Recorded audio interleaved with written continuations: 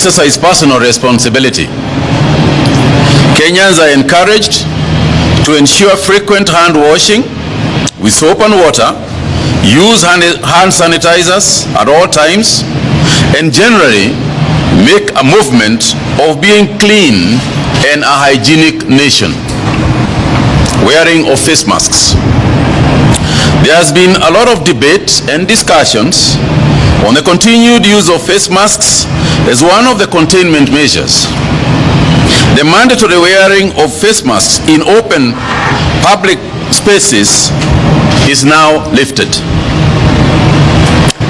People are encouraged to maintain social distancing and avoid crowding in public spaces to ensure risk of spread is limited. We, however, encourage the use of masks in all indoor functions.